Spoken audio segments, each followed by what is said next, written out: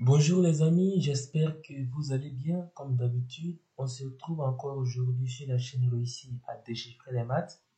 Et dans cette vidéo, on va essayer de déchiffrer d puissance x moins d puissance y qui est égal à d puissance 16. Sachant que x et y sont des valeurs entières, des entiers naturels. Alors on est parti, on a d puissance x moins d puissance y qui fait 2016.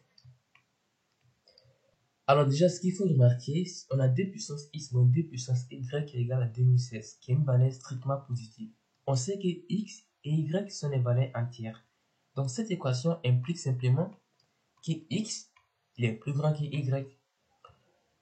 Cela veut dire en fait qu'il existe un k dans n, c'est aussi un entier, tel que x vaut k plus y.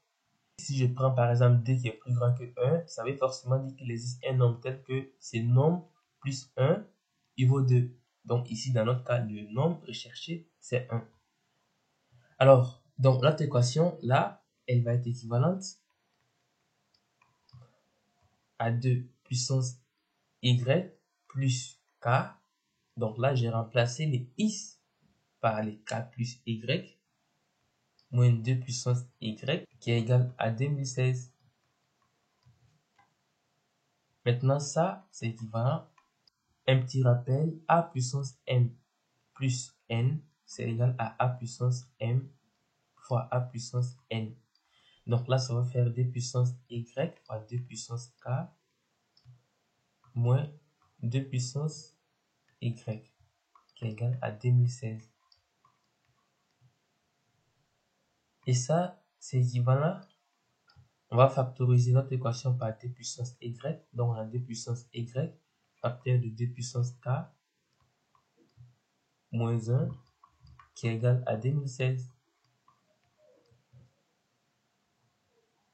On sait que 2 puissance y, c'est une puissance de 2. Si on a 2 puissance y fois quelque chose qui fait 2016, ça veut dire qu'on trouve parmi les diviseurs de 2016 une puissance de 2. En tout cas, au moins une puissance de 2. Et pour la retrouver, on va décomposer 2016 en produit des facteurs premiers. On y va, on a 2016, on va le diviser par 2 parce que c'est un nombre pair. Donc on divise par 2, 20 divisé par 2, ça fait 10. Et 16 divisé par 2, ça fait 8. Donc ça ferait 1008. Là encore, c'est un nombre pair, on divise par 2, on fait la même chose. En divisant 10 par 2, ça fait 5. Et 0,8 divisé par 2, ça fait 0,4. On divise encore par 2, c'est un nombre pair. 50 divisé par 2, ça fait 25. Et 4 divisé par 2, ça fait 2. C'est toujours un nombre pair. Là, on va faire 2 divisé par 2 qui fait 1. Et 52 divisé par 2 qui fait 26. On divise par 2. Donc 12, ça va faire 6. 6, ça va faire 3. Là, nous savons que 63 n'est pas divisible par 2 pour la seule raison qu'il n'est pas pair. Donc, ce n'est pas nécessaire de continuer la division parce que ce qui nous intéresse, c'est de faire sortir une puissance de 2.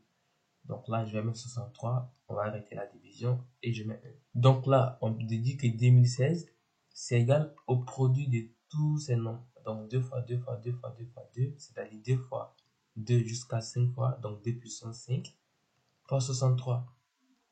Et c'est ça qui nous intéresse. Alors, on va reprendre notre équivalence. Ça, c'est équivalent à 2 puissance y facteur de 2 puissance k moins 1 qui est égal à 2 puissance 5 fois 63. C'est ce qu'on a trouvé ici. Maintenant, ça, c'est aussi équivalent à 2 puissance y facteur de 2 puissance k moins 1 qui est égal à 2 puissance 5. En fait, 63, lui-même, c'est 64 moins 1. Et 64, lui-même, c'est 2 puissance 6. Donc, on a 2 puissance 6 moins 1 qui fait 63. On va écrire ça. 2 puissance 6 moins 1.